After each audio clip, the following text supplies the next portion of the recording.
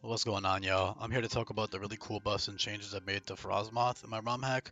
But before I get into explaining my thought process behind the abilities and the moves and all that good stuff, I do recommend if you're a new viewer, well, first of all, shout out to you. I appreciate you clicking on the video. But second of all, I recommend you pause the video and read the description because I've got a bullet point list explaining all of the stuff about the ROM hack in detail. It's a bit of a spark notes, but it's still useful for understanding the general balancing approach with the hack. And then when you're done with the video, I recommend you check out all the other videos, check out my playlist, join the Discord server, and then most importantly, check out the Google Sheet because that Google Sheet not only has all the other buffs and changes on it, but also, most importantly, has the move guide on it, which all of the moves are heavily reworked in this game, and moves are, a super crucial part for how the game plays. So when you're done with this video, check that out. Don't click off now because it'll mess up my watch time, but again, make sure you give that all a look when you're done. Uh, yeah, with all that being said, make sure y'all also drop a like, sub if you haven't already, leave a comment, all that good stuff. It really helps the algorithm, helps my channel get more traction, helps more people see my work, and helps support my work. So thank you if you do that. And with all that being said, now I can talk about Frosmoth. So I've given them two incredible defensive abilities, one of which, of course, they already had. Permafrost is Ice Scales. It was renamed to fit other ice types. So that's really nice, but the main thing here is essentially that they have they can switch between their abilities, right? That's part of how this game is balanced. It's every single Pokemon, and I mean every single Pokemon is balanced to have three useful, unique abilities that don't overlap with other Pokemon of that same type combo, which is why this guy doesn't have Snow Warning, by the way. You might be wondering why not Snow Warning. Uh, Fluffy gives you a higher defense boost anyway, although it only works on contact moves, while Snow Warning is a flat defense boost. It's much, much less of a defense boost.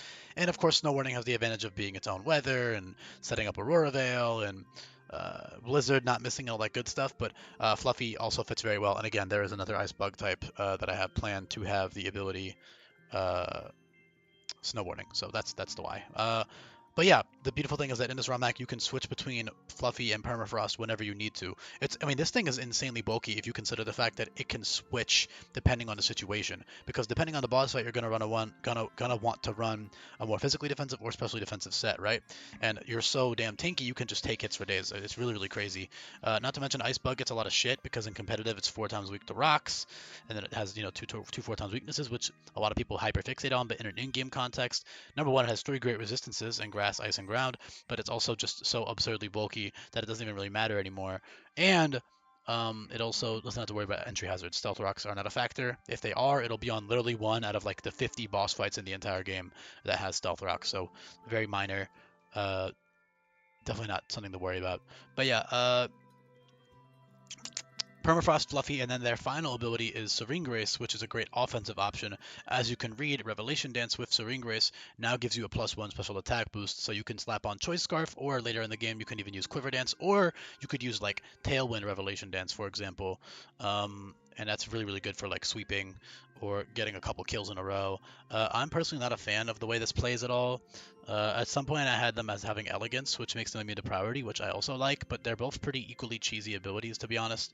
Serene Grace also has other cool synergies, which I'll cover later on in the video, but they're not really intended for the player to abuse them because they're inconsistent. The only consistent option they have for Serene Grace is Revelation Dance, and then technically also stuff like Moonblast, dropping attack and special attack, which is cool and all, but you already have Stab, Aurora Beam, and Struggle Bug that do the same thing and are either just as strong or almost stronger or basically as strong as Moonblast because of the stab on both of those moves. So yeah, definitely not a huge deal. I mean, I guess if you got like Terra Fairy, it could be cool, but it's definitely not a big deal. Also, it's really cool that no matter what Terra type you get Serene Grace synergy because Revelation Dance changes type to match your Terra type. So that's also really cool with any Serene Grace Revelation Dance mon, which every single Serene Grace mon in the game has. Volcarona is another Pokemon that also has Serene Grace Revelation Dance and Fiery Dance, so they have dual bug and fire boosting stab, which is always really cool. But yeah, um, Scarf 75 base speed might seem underwhelming, but it's definitely pretty reasonable. It's very fast actually here. Outspeeding base 110 and below with your Frosmoth.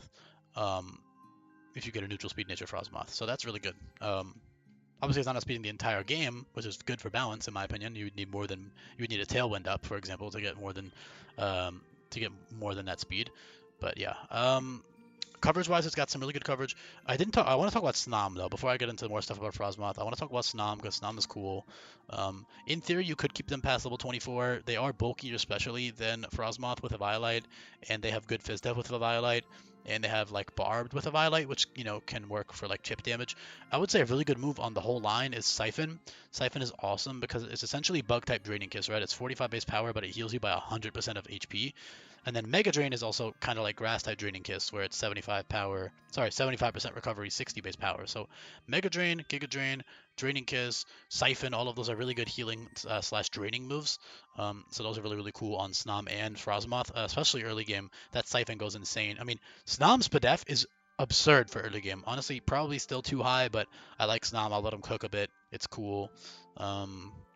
And then yeah, Barbed, I chose to give them that because the Pokédex talks about them having ice spikes, like icicle-like spikes, disguise itself as an icicle. So I never personally interpreted these spikes as being sharp, but apparently they are, or they're supposed to be at least. So there you go. And then Appetite is because the Pokédex talks about Snom eating a bunch. It eats snow. It tries to grow. That's how all worms or larvae work, right? Like they'll be eating to metamorphosize. So that's the flavor there. Pretty cool. It's cool because you can use Appetite with Keyberry to give you +2 defense for free just for switching in on a physical move, or you can use Pataya Berry. You could also technically use Moringa Berry for Spadef, but that's kind of pointless when Permafrost is right there, so mostly it's for Keyberry, Pataya Berry, or Citrus Berry for physical defensive sets. If you're running special defensive, you'll probably just be using Permafrost, And then Barbed is also a great physical defense option with your stallier moves like Siphon and Molt. Molt being bug type recover. So that's all really fun for Snom. Snom's a super fun Pokemon up until you evolve, and of course you could keep it longer if you technically wanted to, but it's not. I didn't design it to be one of those Pokemon because I think it's a little bit cursed for Snom to evolve with the evolution energy. I might change it at some point. I don't know, because I know like Spupa and all those other Pupa might be. So I'll have to see. But for now, either way, worst case, you just press B once in a while. It's really not a big deal anyway. But yeah, Frosmoth, very, very versatile because it can switch between those two bulky sets. And Serene Grace is pretty much useless up until level 50 because I guess I can cover the other options now. You do have a lot of flinch cheese options with Serene Grace, but personally, I would not ever abuse those. They're not intended to be abused at all because they're just not consistent. Yes, you could do some like Stun Spore, Air Slash, Bug Buzz, Flinch Cheese because Bug Buzz also has a same flinch rate as Air Slash now, but I wouldn't recommend that personally. Other stuff like Dazzling Gleam has a 50% special attack boost rate technically with Serene Grace. Energy Ball is a high special defense drop rate. I would say the only other consistent ones are Moonblast, like I said earlier, and then also Weather Ball and Terrain Pulse have a 50-50 chance to drop Spadef, so with Serene Grace, that's 100%. So if you're running it in Weather, or if you're running it in other terrain, then you can totally click those two options to drop Spadef and maybe get a 2-hit KO on something you wouldn't otherwise be able to get a 2-hit KO on. So that's kind of cool, but pretty niche. The main use is just for that Revelation Dance. Or if you're not doing a Nuzlocke, you could totally go for that Flinch Cheese, Stun Spore, Bug Buzz crap. I just personally wouldn't at all. It's just not. That's not what I'm balancing it around, right? Yeah, sleep moves are also good on this thing. Sleep Powder, it's consistent, guaranteed lasts for 2 turns, and it won't miss with Wide Lens. So you slap a Wide Lens on your Frosmoth, and then you can go for whatever you want to do after that. You could get a Quiver Dance off. That's later in the game, of course, Quiver Dance being at the very end of the game, but you could do like Sleep Powder into Tailwind or something, into Revelation Dance. You've got Siphon to heal. All types of fun ways you can experiment. Not to mention you have good coverage. So you've got Water Pulse, which is 75 power. You've got Fairy, Grass, Flying, and Psychic coverage on top of that water. Fairy, Grass, Psychic, Water, Flying, and then you've got your Ice and your Bug, and you've got Terra, and you've got Terrain Pulse and Weather Ball. So if you very, very specifically need like Electric or stronger water move or some, fucking rock or fire or something, then you can run weather with one of your other Pokemon and switch in your Frosmoth. And of course, whatever Terra type you get is whatever Terra type you're gonna keep for the whole game. So if you get like a really good offensive Terra type for it, then you're lucky. And of course, that does change type with your Revelation Dance, so that's cool. Overall, very reliable. I mean, you got your Bug Bomber, your Absolute Zero, which are guaranteed crit moves that can't be used twice in a row as their drawback. So you can't use like Scarf Bug Bomber or Scarf Absolute Zero. Not that you would really want to use Scarf Absolute Zero very much because Scarf Revelation Dance is right there anyway. But yeah, personally, I'm not a huge fan of even just Serene Grace gameplay in general because it's very one note. Like, yeah, wow, I slap a choice scarf on it and I kill a couple things with Revelation Dance, or wow, I position to get a Quiver Dance off and then I just Revelation Dance through my way through everything. I don't know. I'm not a fan of it, but it is good and it is fitting. And not every single buff for every single Pokemon is going to be exactly my type of playstyle. Not to mention, you still got your bulky ass, insanely bulky, fluffy, and permafrost there, which is still going to be good up until the late game.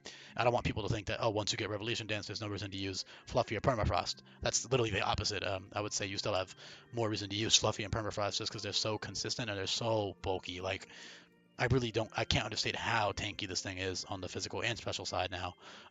And the fact that you can switch between them at will is so convenient and so good for them. So that's really it. A couple other small things I could touch on, like Priority Frost Flurry, Gust, Pixie Dust, more debuffing moves, utility moves. You've got your U-turn, which works really well with your Permafrost and Fluffy, letting you, pivot around. That's really it, though, overall. So I do appreciate you if you made it to the end. Cotton Guard as well. That's really good with Permafrost, because it gives you +3 defense and then you have doubles with def. But of course, I wouldn't recommend Cotton Guard unless you absolutely have to, because it turns you into a bit of a crit magnet, which again is not really how the game is balanced. You're not supposed to be doing that in a Nuzlocke type scenario unless you have to. So, and there's probably always going to be more consistent options, but it's still a cool tool to have, especially if you're playing casually. But yeah, thanks for listening. Leave a comment down below if you made it to the end. It's always good for me to know who does make it to the end and who doesn't. And yeah, we'll be back for more coming up. Peace. I appreciate you guys.